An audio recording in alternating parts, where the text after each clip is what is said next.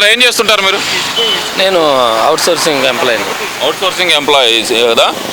ఈ ప్రభుత్వం ఏర్పడి 100 రోజులు అవుతుంది. ఈ 100 రోజుల్లో ఈ కొత్త ప్రభుత్వం, కూటమి ప్రభుత్వం సాధించింది ఏముందంటారు? కూటమి ప్రభుత్వం వచ్చిన 100 రోజులు ఎలా ఉందంటారు? 100 రోజుల పరంగా బాగానే ఉంది. ఇప్పుడే మనం ఏ జస్ట్ చేయకూడదు. ఒక ఇల్లు సర్దుకోవాలంటేనే అన్నీ చూసుకోవాలి.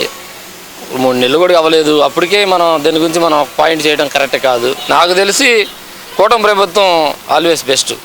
ఆయన దాదాపు 74 సంవత్సరాలు పైబడిన అతను సీఎంగా ఉండి కుక్లేలు ఏంటి, పడవలేంటి, ఒక చిన్నపిల్లలాగా ఎక్కి దూకుతున్నాడు కాబట్టి మెచ్చుకోవచ్చు.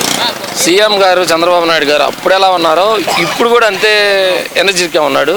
నాకు నచ్చింది. అంటే ఇక్కడ ప్రధానంగా చూసుకోవాల్సింది ఏంటంటే ఈ 100 రోజుల్లో ఇచ్చిన హామీలు ఏమి నెరవేర్చలేదు ప్రభుత్వం అనేది ప్రధానంగా వస్తున్న ఆరోపణ. మరి దాన్ని ఎలా చూడాలంటారు? గత ప్రభుత్వం వాళ్ళు విమర్శ లేక మీరు చెప్పేది, వాళ్ళు ఒకసారి అన్ని కాంట్రాక్ట్ వాళ్ళని పర్మనెంట్ చేస్తారని చెప్పావు. గతంలో నువ్వు చెప్పిన మాట నెరవేర్చావా? నువ్వు చేసింది ఏం చేసావు? పోగా మళ్ళీ మాలాంటి వాళ్ళని ఇబ్బంది పెట్టి జీతాలు ఇవ్వక అంగనవాడి వాళ్ళని నువ్వే నానా రకాలు హింసించావు కదా. ఇంకేంది నువ్వు మాట్లాడేది? నువ్వు ఒకసారి జగన్మోహన్ రెడ్డి గారు చాలా ఆత్మవిమర్శనం చేసుకోవాలి.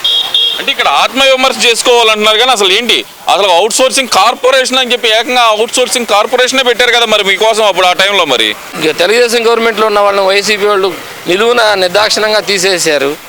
వాళ్ళ కుటుంబాలు ఏం కావాలి కదా, వాళ్ళు వచ్చారు ఇవాళ. మరి ఇప్పుడు గవర్నమెంట్ మారింది, మరి వాళ్ళు జాయిన్ చేయాలన్నా కార్పొరేషన్ అనేది ఒకటి అడ్డం పడుతుంది. అంతా కిలికి నాశనం చేసి పెట్టావు. తెలిస్తే చేయాలా, లేదా ఒక మంచినోడికి చెప్పొచ్చు, చెడుడికి చెప్పొచ్చు, తిక్కలోడికి ఏం చెబుతామండి బాబు.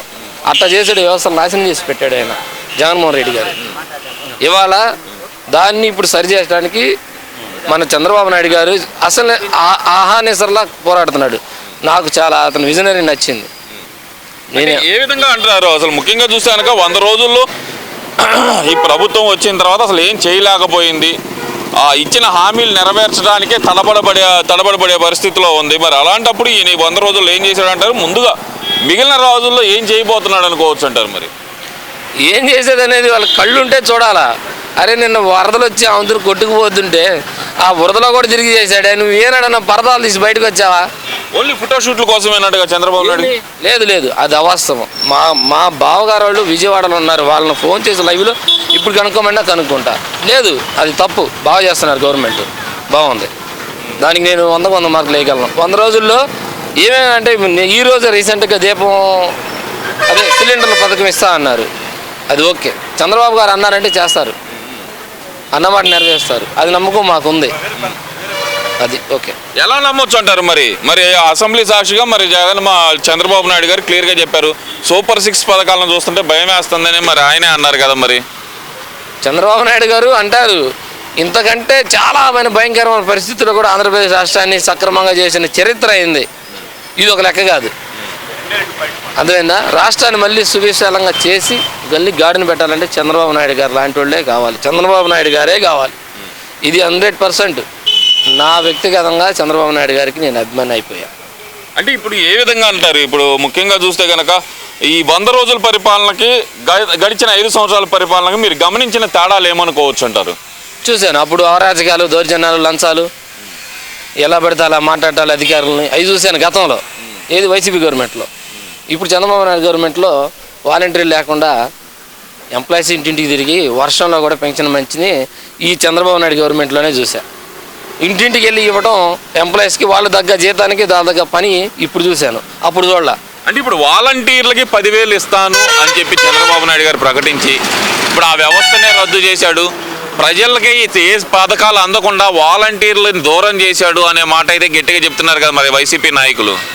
వాలంటీర్ల వ్యవస్థ 190% మనోళ్ళని మీరే అన్నారు, విజయసాయి రెడ్డి గారు అన్నారు కదా.